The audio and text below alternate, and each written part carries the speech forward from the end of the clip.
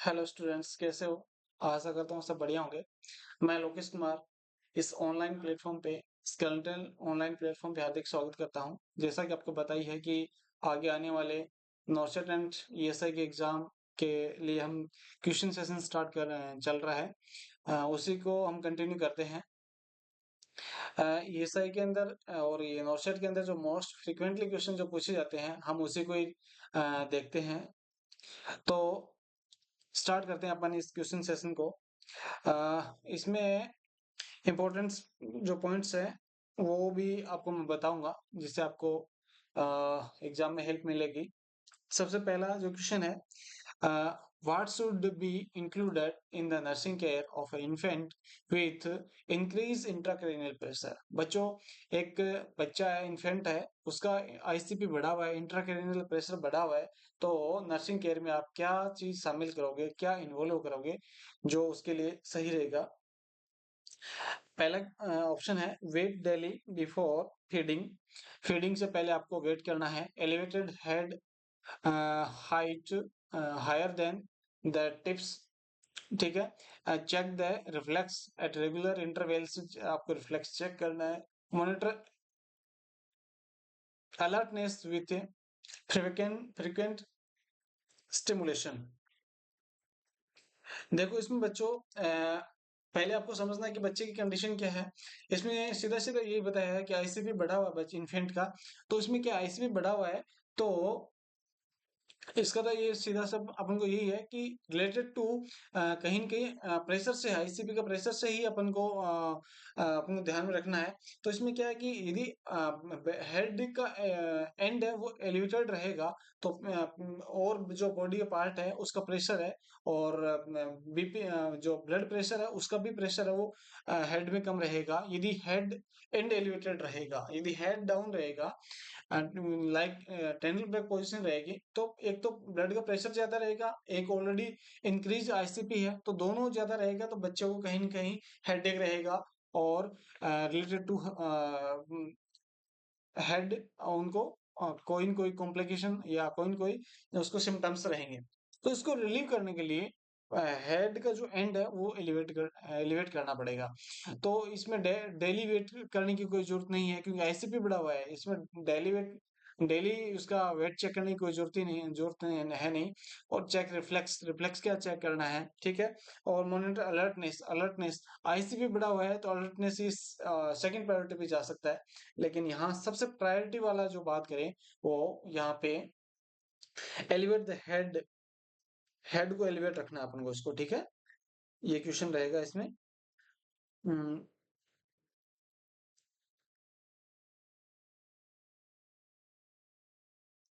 इसमें जो करेक्ट रहेगा वो फर्स्ट ऑप्शन रहेगा बच्चों, ठीक है।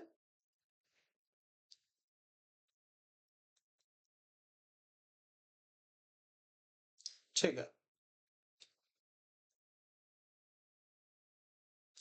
करेक्ट जो आंसर है वो 2 नंबर रहेगा बच्चों। उसके बाद अपन स्टार्ट करते हैं नेक्स्ट क्वेश्चन।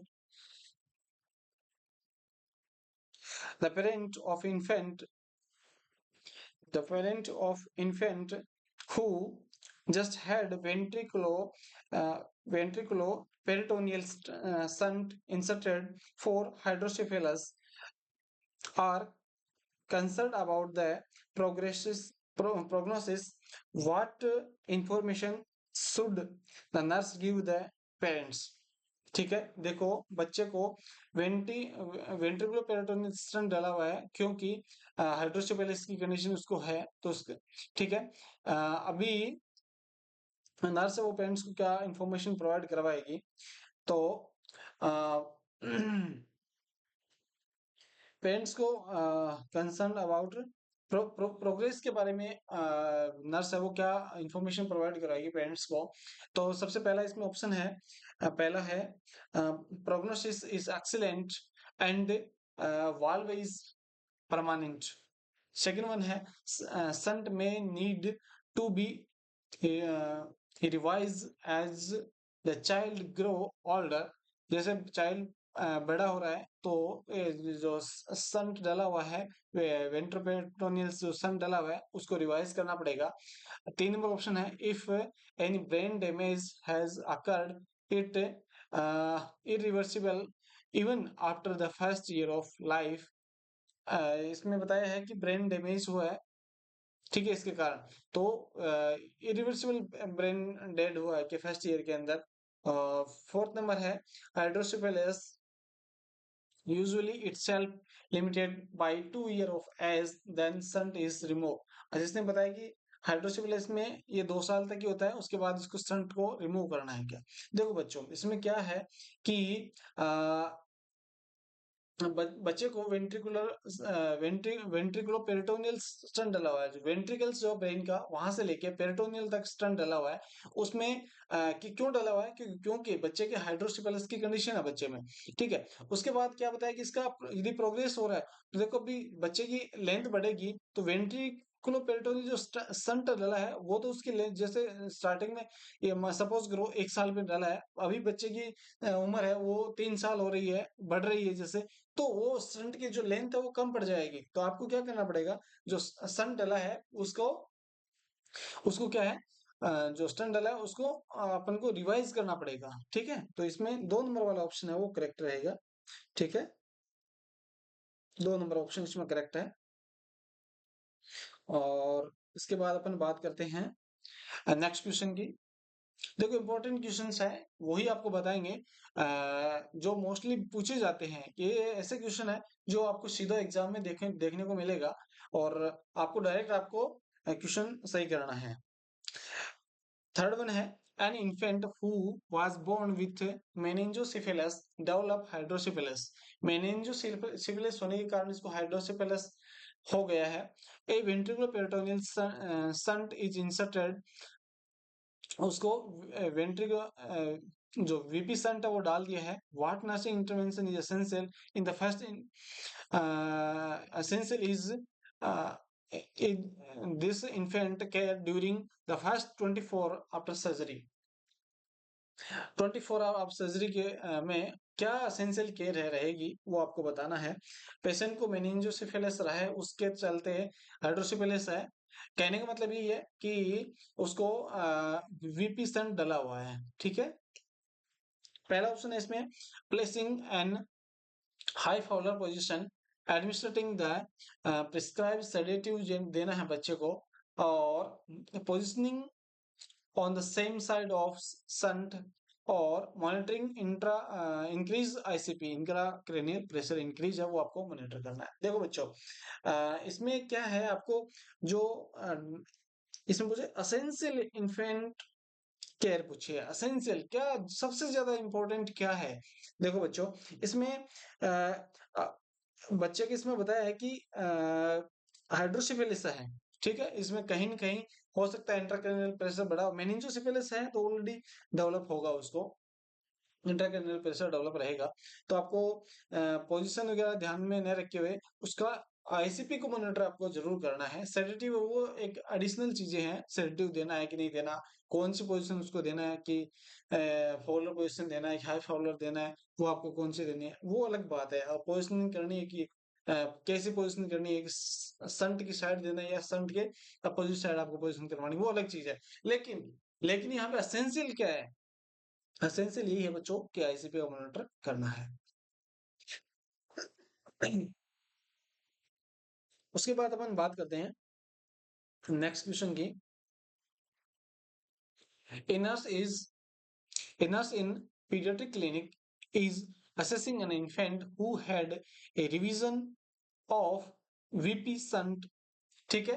पीडियाट्रिक क्लिनिक के अंदर वीपी शंट वो रिवीजन हुआ है। What clinical finding alert the nurse that intracranial pressure is increased. अच्छा, क्लिनिक के अंदर बच्चे का पीडियाट्रिक जो क्लिनिक है वो वीपी शंट का एक पेशेंट है, क्या उसको अलर्ट करेगा कि उसका इंट्राक्रैनियल प्रेशर वो बढ़ गया है, ठीक है। तो बच्चा सपोज करो बच्चा आपके क्लिनिक पे आया है और उसको वीपी सन डला हुआ है, तो आप क्या चीज मॉनिटर करोगे कि वास्तव में ये अलर्ट करने वाली बात है, ध्यान में रखने वाली बात है। तो आपको ऑप्शन दे रहा है, इंक्रीज पल्स रेट, उसका पल्स रेट हाई हो गया है, 170-80 हो गया है। Hypo active reflux, hypo active मतलब एक्टिविटी लेस है। डिक्रीज बीपी है, ब्लड प्रेशर उसका कम है। Tension of the anterior frontal, tension हो गया, एंटीरियर फ्रंटल बल्ज हो गया है। तो आपको क्या क्या ध्यान में रखें, अलर्ट क्या चीज अलर्ट कर देगी आपको? तो बच्चों इसमें सीधी सी बात है कि आईसीपी बढ़ेगा तो ओवरऑल ब्रेन का प्रेशर बढ़ जाएगा, जिसमें ब्रेन टिश्यू है और सीएसएफ है, उसका भी प्रेशर बढ़ जाएगा। ओवरऑल हम कह सकते हैं कि बच्चे का ब्रेन का जो प्रेशर है, इंटरनल जो प्रेशर है वो बढ़ जाएगा। ठीक है, यहाँ पर डिक्रीज बीपी है, ये तो होगा ही नहीं।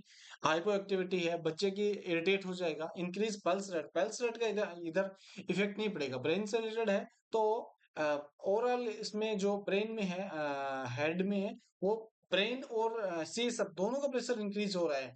तो कहीं न कहीं वो जो एंट्री फोंटानेल्स है वो है वो टेंस हो जाएंगे, बल्ज हो जाएंगे।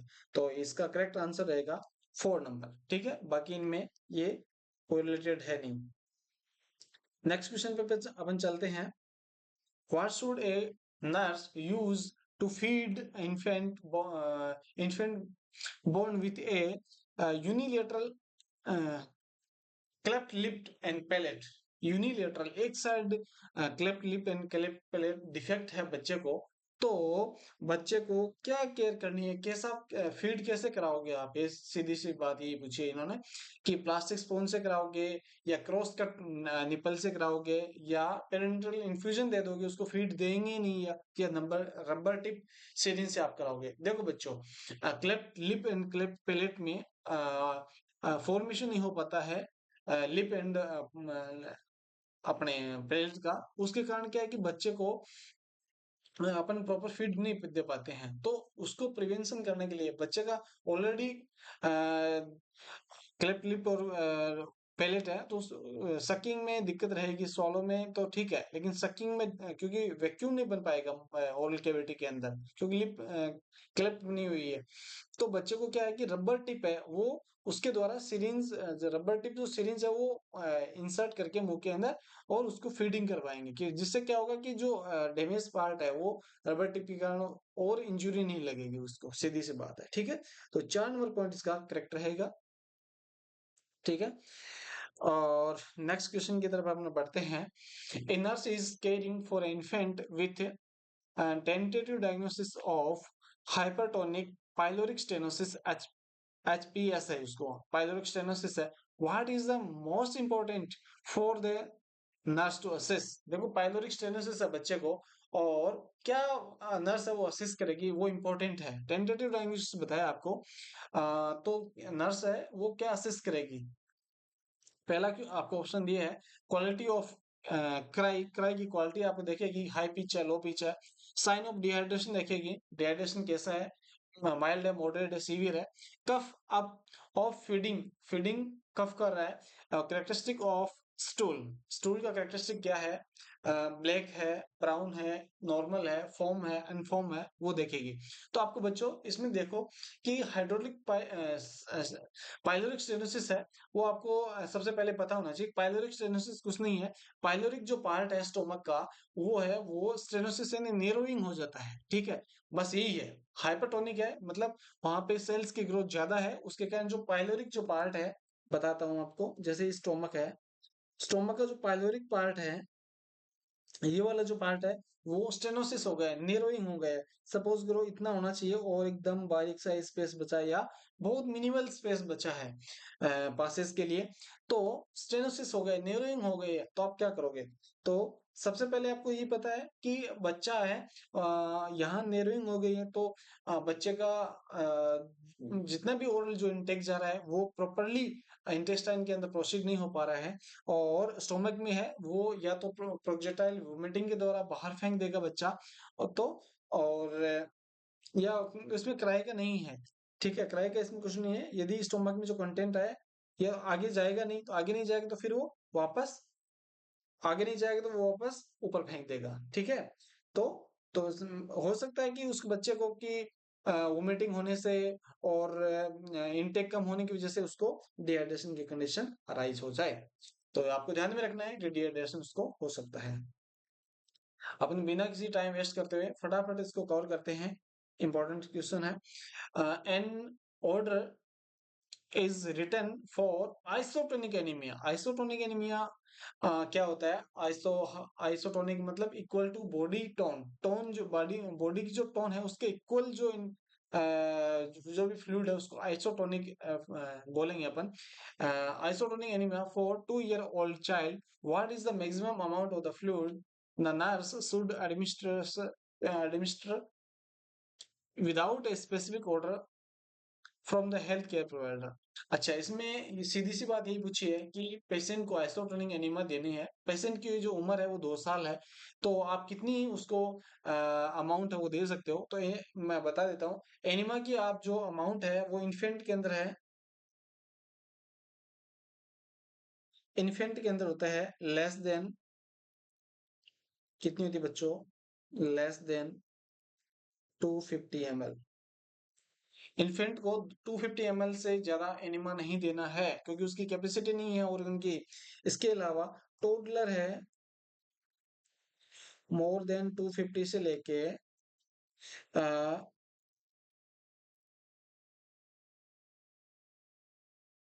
ml है ये, ठीक है। और इसको हम लिख सकते हैं 500 तक एक्सटेंड है ये, ठीक है।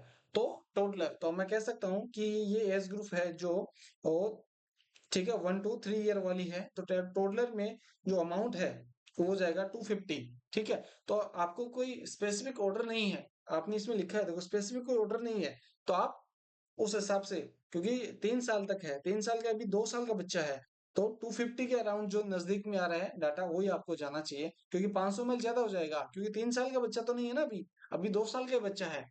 तो इसमें ये देखो 255 से लेके 360 ml ही इसका नॉर्मल अमाउंट बनता है। इतना ही आपको एडमिनिस्ट्रेशन करना है। यदि बच्चा बड़ा होता, 2 साल से बड़ा होता, तो आप सोचते कि ये रहेगा, लेकिन अभी बच्चा 2 साल की उम्र है, तो आपका अमाउंट रहेगा 255 to 360 ml, ठीक है। आइसोटोनिक जो एनीमा है वो है। 100 ml से 150 ml है, 155 से 250 ml है, वो ओनली हम इन्फेंट के अंदर देते हैं, लेस देन 1 year। 1 year का जो बच्चा है उसको हम इतना ही एनिमा यूज करते हैं। नेक्स्ट क्वेश्चन अपन बात करें। ए 5 month old infant develop severe dehydration, sorry, diarrhea, and is given IV fluid. What is the rationale of the nurse to closely monitor IV flow rate? 5 month का बच्चा है और diarrhoea उसको develop हो गया है, और आईवी फ्लूइड की जो रेट है वो आपको कैसे मॉनिटर करनी है? आईवी फ्लूइड है, क्लोजली मॉनिटर करना है आपको आईवी फ्लूइड रेट, ठीक है। तो पहला ऑप्शन है लिमिटिंग आउटपुट। आउटपुट तो हम कैसे लिमिट लिमिट कर सकते हैं? रिप्लेसिंग लूज फ्लूइड, जितना उसने डायरिया किया है उतना आप फ्लूइड रिप्लेस करोगे ऐसे। Avoid IV infiltration, IV infiltration हो गया। प्रिवेंटिंग कार्डियक ओवरलोड, अच्छा सबसे इंपॉर्टेंट पॉइंट इसमें अपन को मॉनिटर करना है। लिमिटेड आउटपुट आप नहीं कर सकते हैं। रिप्लेसिंग लूज जो फ्लूइड है उसको हम नहीं देख पाते हैं कितना लूज क्या हुआ है, ठीक है। अवॉइड आईवी इनफिल्ट्रेशन, अच्छा आईवी जहां से अपन देख रहे हैं जो फ्लूइड जो दे रहे हैं आईवी फ्लो, उसकी वजह से आईवी इनफिल्ट्रेशन तो नहीं हो गया है, वहां स्वेलिंग तो नहीं हो गई है, वो भी देखना है कि आपको। प्रिवेंटिंग कार्डियक ओवरलोड, अच्छा ये सबसे इंपॉर्टेंट बन जाता है, क्योंकि ये रिस्की है बच्चे के लिए, वो सब चीजें रिस्की नहीं है, ये कार्डियक ओवरलोड बन गया है तो बच्चे के लिए बहुत रिस्की है, ठीक है, इसको ध्यान में रखना आपको। तो करेक्ट आंसर हो जाएगा 4 नंबर। नेक्स्ट क्वेश्चन है, what is the essential nursing action when caring of a young child with severe diarrhoea है? सीवियर डायरिया है बच्चों, तो आपको क्या करना है? देखो बच्चों, सीवियर डायरिया है तो आपको एसेंशियल नर्सिंग के एक्शन क्या है?